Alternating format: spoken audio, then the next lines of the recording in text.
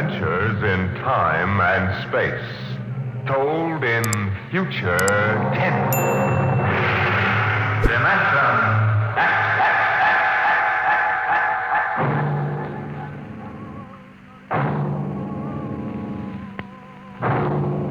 The National Broadcasting Company, in cooperation with Street and Smith, publishers of astounding science fiction, bring you Dimension X.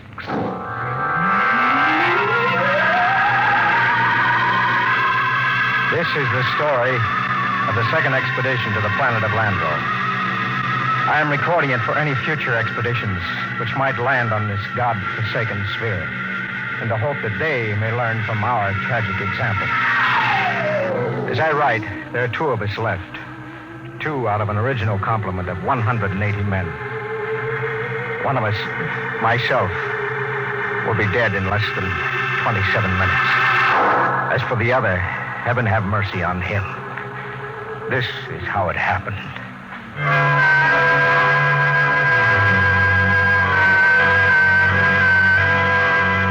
On June 3rd, 1997, less than 2 months ago, the last of our supply ships blasted off Landro, headed for Earth. Well, there she goes.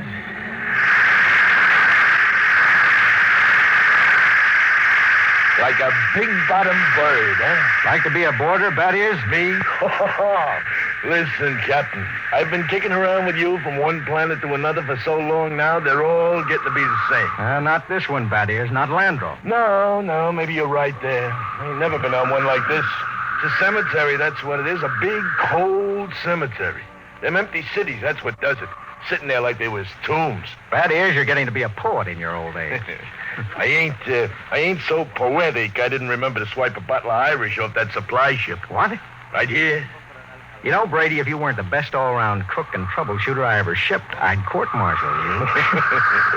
Well, since I ain't being court-martialed, how about we should open this Irish hair tonic after supper tonight, right? Right.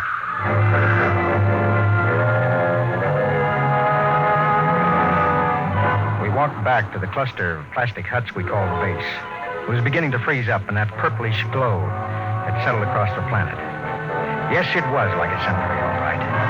A cemetery of dead cities.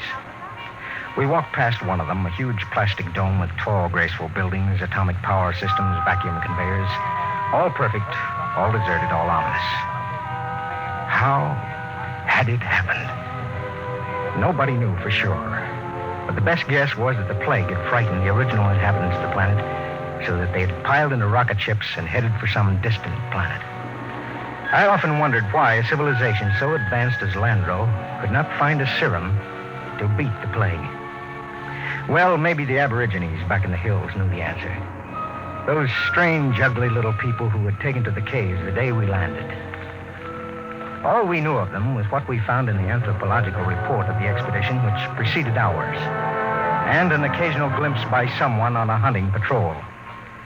When I reached my shack, Morgan, the expedition surgeon, was waiting for me. He was sweating like a pig, and it wasn't the heat because my shack was as cold as a grave. Good evening, Captain Morgan.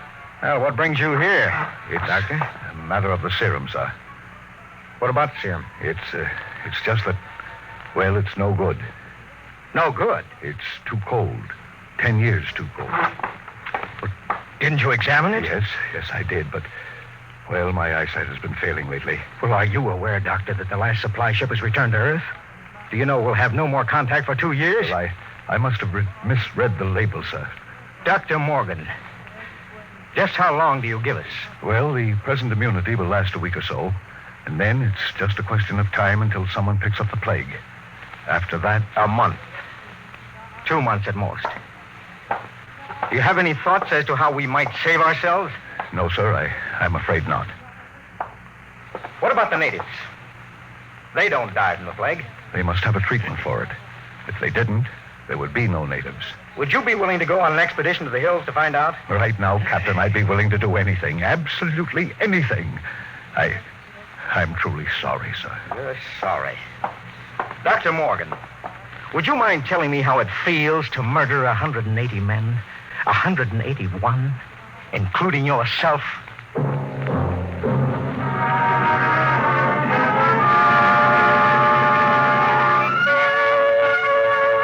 I did a lot of thinking after Dr. Morgan left my hut. It was still unreal for me. After all, the planning of an expedition was no simple thing. You put into it the results of years of training and experience. Every man on my crew was handpicked for his skill. And yet a simple thing like a myopic surgeon misreading a label could blast the whole thing. Yes, it was a shame. I did the only thing I could think of. I yelled for Batty Ears Brady. Brady, get your carcass in here and hurry it up. Okay.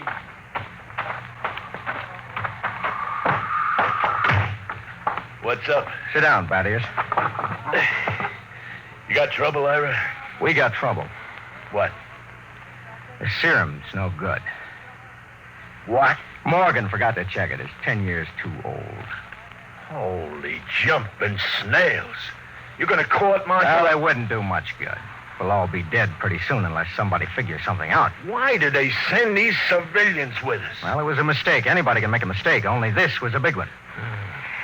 Ira, what are you going to do? Well, there's only one chance. One chance in 10 million. What? The natives.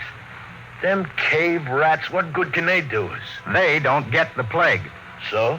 So maybe they know a cure. Oh, listen, those gimpos don't know nothing. Take it from me. It's the only chance. Okay, let's get a few of them and beat it at them. That's why you're here. Shoot. How'd you like to come along on a little expedition up to the cave country? That's a good way to die young. We die young anyway. Okay, what's the pitch? Now, we don't dare let the rest of the camp know. It would knock our morale to pieces. Who's going? You, me, the doctor, and Faulkner. Faulkner? Listen, Ira, he's worse than the Well, doctor. I know he isn't exactly the man for a hunting trip, but he knows more about the native culture than anybody here. Now, he's the only one who's completely familiar with the records of the first expedition. Okay, so it's me, you, the doc, and Faulkner. When do we start? Tonight, in half an hour. Now, we should reach the cave country by tomorrow. With luck, we'll be able to find natives before night. And then the fun starts. You know, Ira, them gimpos don't exactly love us. Nobody loves us Bat Ears. That's one of the great paradoxes about this job. We come here to help them, to civilize them so they can live like human beings instead of pack rats, and they run off to the hills and hide from us. Like we had to... I almost said plague. Okay, Bat Ears, get the doc and Faulkner.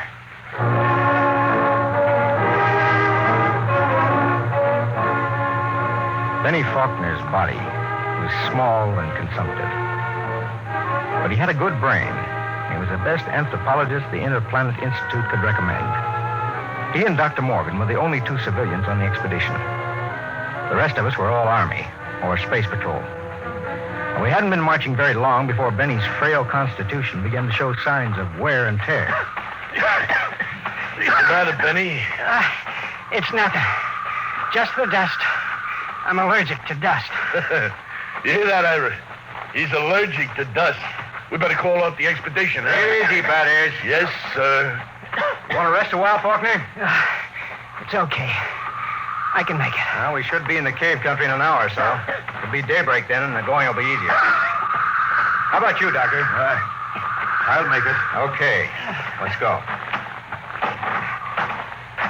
Ira, What is it? don't look now, but very slowly turn your eyes to the right and look behind that big yellow rock. Okay. You see anything? No. Keep looking. Don't stop walking or let on. Okay. There. Looked like a shadow or something. It's one of them gimpos. He's been following us now for almost an hour, dodging in and out behind rocks. I think there's more of them, too, but I couldn't swear. Well, anyway, they know we're coming. That's for sure. What do you think? Should we bring one in? Not yet. We don't know how many of them there are. Just pretend you don't see them. And above all, tell the others to show no signs of fear. There's nothing will start these simple-minded cavemen like fear.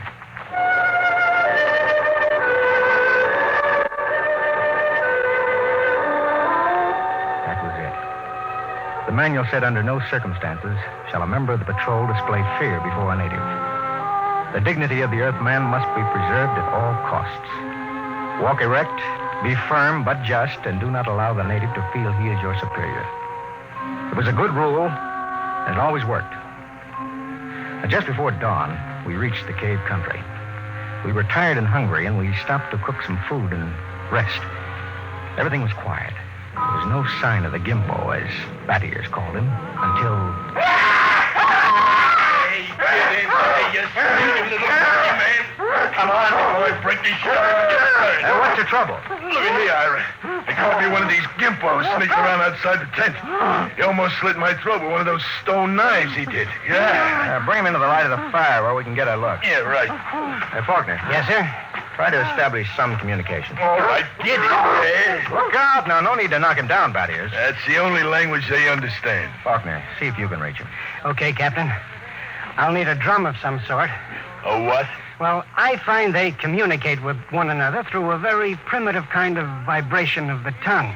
Now, the closest I can come is a series of drum beats, a sort of a Morse code. The psychologist on the first expedition had it worked out before he was killed by the plague. I've studied his notes, and I think it'll work. You mean these animals can talk to one another? I believe they can. At any rate, we'll have a chance to find out. Do we have something I can use for a drum? Oh, here. Take my helmet. Thank you, Doctor. Now, I'll tap it 4 times. That's a greeting of some sort. Oh, just a moment. Yes, sir? I don't want you treating this fellow like an equal. Don't give him the idea that we're desperate. Once they sense that, we're lost. All right. Here we go. Now I'll give him the helmet. Good. He seems to understand.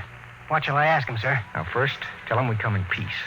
Reassure him that we don't wish to hurt him or his people. I'll try. He seems to understand. He wants to answer. Well? He says, others like you came to Landro. He must mean the first expedition. Go on. I want you to lead around to the subject of the plague gradually. Don't let on that we're desperate. I'll do my best, sir. It's a strange sight. On one side of the helmet crouched little Benny Faulkner. Across from him crouched the Landrian, a humpbacked gray little creature with an enormous head and those soft lavender eyes. I'm setting forth in this narrative the transcript of their conversation as Benny Faulkner later transcribed it from the best of his memory. Faulkner, we come as friends. Native. Why?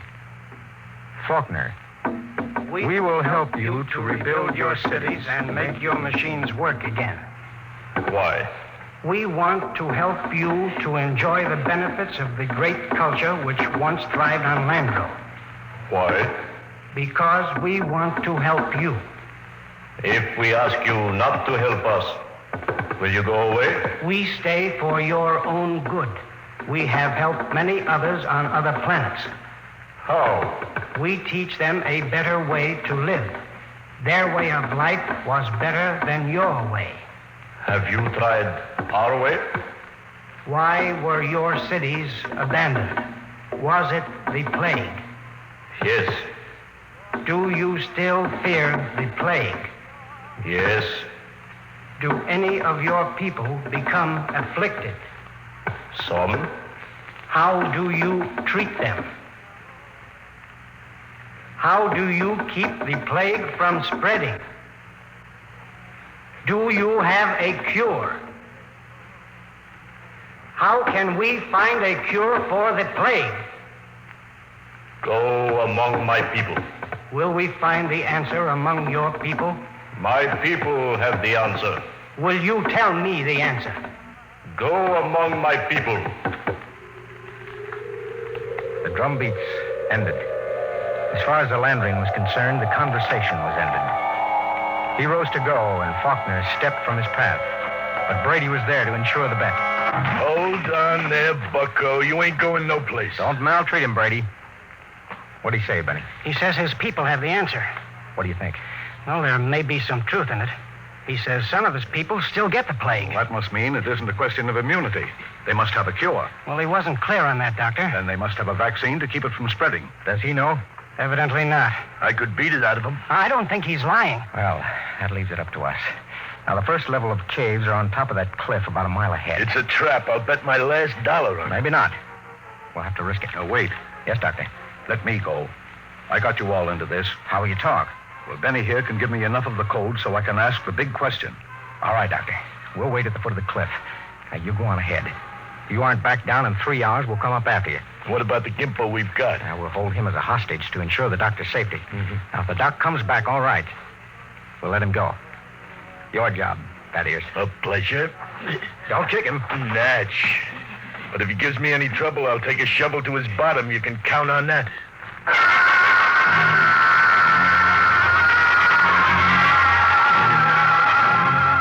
took Dr. Morgan about an hour to pick his way up the side of the cliff to the first of the openings where the Landrians lived. He waved to us before he entered the mouth of the cave. And we waved back. Then we settled down to wait. It was a long, long wait. 8 o'clock. He's been up there more than 3 hours, Ira. We'll give him a little more time. It's getting colder. And keep the fire going. You'd think we'd have heard something by now. If that was going to knock him off, I mean. Oh, not necessarily. Wait. Look. Up on the cliff. That's the doctor. What's he running for? I don't know. He looks scared. Crazy fool. If he don't look Hey, out... Doctor! Dr. Morgan, look out! Look out!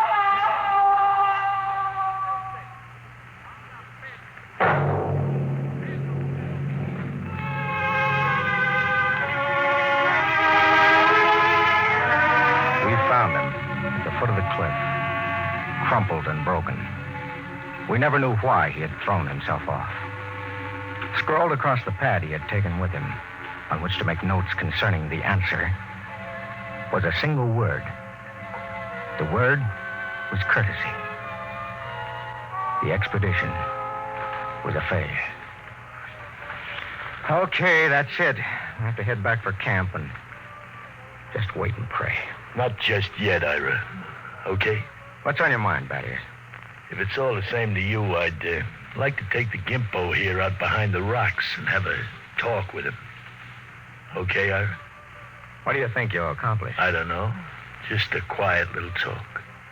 No violence. No violence. Just a real, earnest type conversation.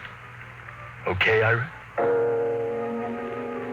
It was one of those decisions a commanding officer dreads. 180 lives against the chance that Battier's could persuade the little gray man to give an answer he might not even know. I nodded, and Battier's took the little native off behind an outcropping of rock. He was back in 15 minutes, dripping with sweat. Well? Let's go, Ira. Nothing, huh? But nothing. Is he, Yeah, they ain't made very good, those little gray people. They come apart too easy. So, let's go, Ira. All right. Benny. Hey, Benny. What is... I feel kind of sick all of a sudden. He's got a weak stomach. Dust allergy. Hey, wait a minute. What is it, Benny? The back of my head. Dull kind of pain. Stick out your tongue. Give him a hand, Battiers. We've got to get him back to camp. What is it? I'm not sure.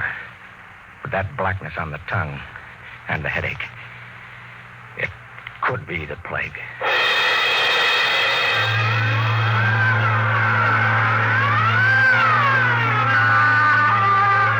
By the time we got Benny Faulkner back to camp, he had the red spots on his body. And then the fever began to rage. It was a plague, no mistake about it. Before morning, Collins, the supply sergeant, had it. Then it was Peabody. After that, the men went down like 10 pins. They screamed and moaned. And then they died. Come. Hello, Battiers. Ira? Have a drink. It's the last of the cough medicine. Yeah.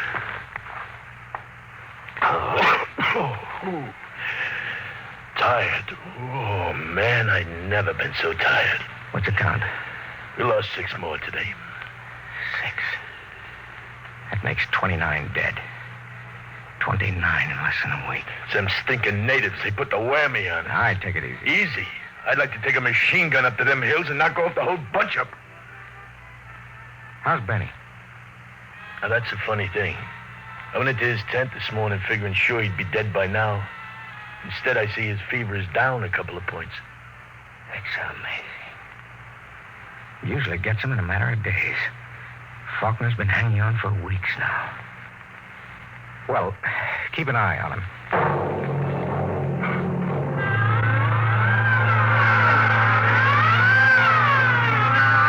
It was a nightmare of eternity after that. A ceaseless round of caring for the stricken, of helping with the graves, of writing in the book the names of those who died. Sleep came in snatches or when we were so exhausted we couldn't stand. Then one morning, Battiers Brady dragged himself into my shack. Sit down, Bat. What's it count? 6 left. We buried the chaplain today. You got a cigarette? Yeah, sure. How's Faulkner? I don't get it. Still alive? He's getting better. He's sitting up. Holy mackerel. Ah, this is a good cigarette. Like any other. No. No, this one's different, Ira. It's my last. What do you mean? Take a look at my tongue, Ira. See? Little black spots.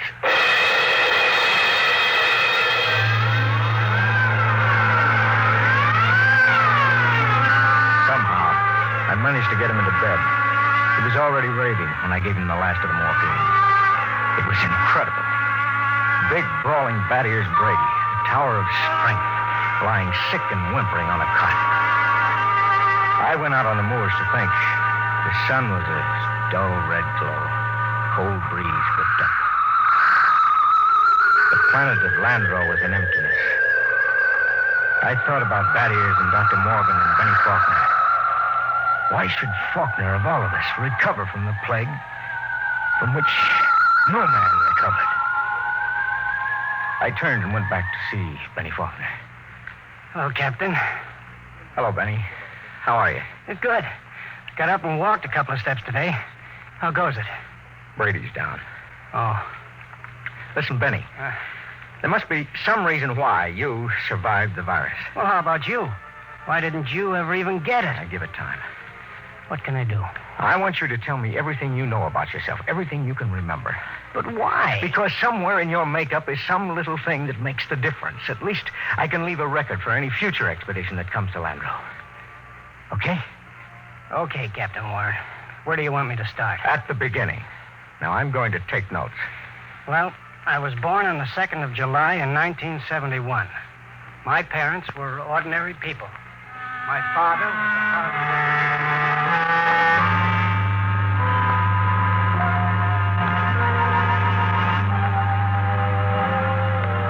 Now, look, Captain, I've told you everything I can remember. For 3 days now, you've questioned me. All right. Now, take it from where the natives started to walk away. You stepped out of his path, and Brady grabbed him. Okay, so I stepped out of his path. Why? What do you mean, why? Why did you step out of his path? Well, why not? Courtesy, that's why. What's the matter? Courtesy. Funny. That's the word that Dr. Morgan had written in his notebook. Well, I don't see... I don't either. Hey, tell me, why should you want to be courteous to a native? Why not? What about maintaining your own dignity? Are you talking about dignity or arrogance? Look, I don't get this at all, Captain. Now, you're familiar with the records left by the first expedition, Benny. What happened with the natives? Well, the natives were friendly enough at first, but after a while, they went back to the caves. And when we got here, they wouldn't come near us, right? Right. Yet we came to help them. So what? So maybe this, Benny. Maybe we were all wet in our deductions. Maybe those cities weren't deserted centuries ago after all. Maybe these little people up in the caves are the same people who used to live in those cities. Well, why should they leave? Well, maybe they found out the big cities weren't the answer. Maybe they found out that civilization doesn't necessarily bring happiness. So they just packed up and left. Returned to the simple life. That doesn't make sense. You're forgetting the plague. Benny, what is the plague? Well, I don't know. I think the plague was nothing more than what we know as greed and arrogance. Captain, you're going off your rocker. I think maybe we were in line to die of it, even if the serum had been good. Well, it violates all the laws of Earth. We aren't on Earth. We're on Landro. A planet a million light years from home. Now, why are we trying to take these primitive, happy people and make them like ourselves? Why are we trying to mold them, to convince them that they belong in cities, that they should be building better can openers instead of just enjoying human relationships? Why, Benny? If that isn't sheer, stupid, crazy arrogance, my name isn't Ira Warren.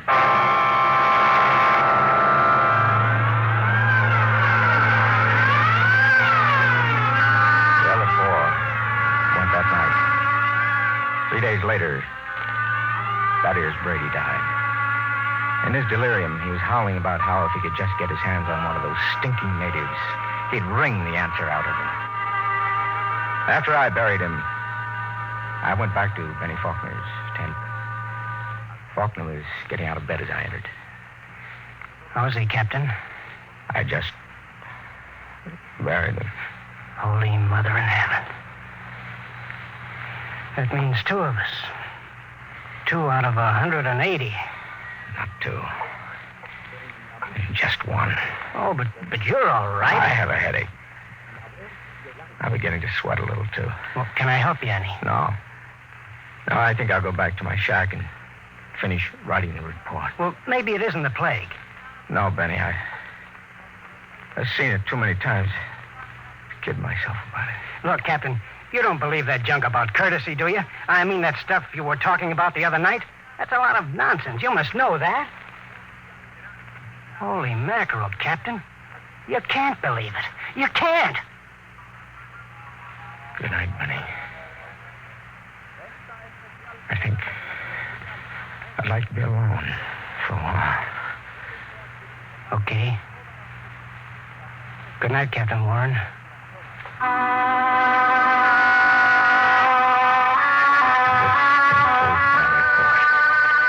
I'm turning it over to Benny Faulkner in the hopes that he will be able to transmit it to any other expedition commander who contemplates exploring the planet of Landro. The fever is beginning to mount now. My hands tremble as I write. The end should not be far off. You see, I didn't have a chance. I stepped out of no paths.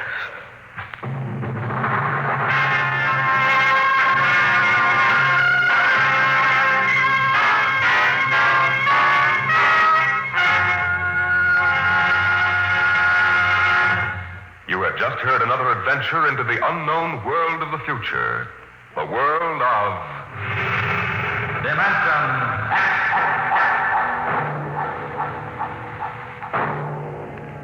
We are just beginning to discover how boundless our universe really is. And yet, what would it be like to live in a world no larger, say, than a single gigantic rocket ship? You'll find out more about it on Dimension X next week when we present Robert Heinlein's Universe. Dimension X is presented each week by the National Broadcasting Company in cooperation with Street & Smith, publishers of the magazine Astounding Science Fiction. Today, Dimension X has presented Courtesy from the current issue of Astounding Science Fiction. It was written for radio by George Lefferts from the story by Clifford Simak. Featured in the cast were Lawson Zerbe as Captain Warren, Bill Zuckert as Battiers Brady, and Bill Gray as Benny Faulkner. Your host was Norman Rose. Music by Albert Berman. Dimension X is produced by William Welch and directed by Fred Way.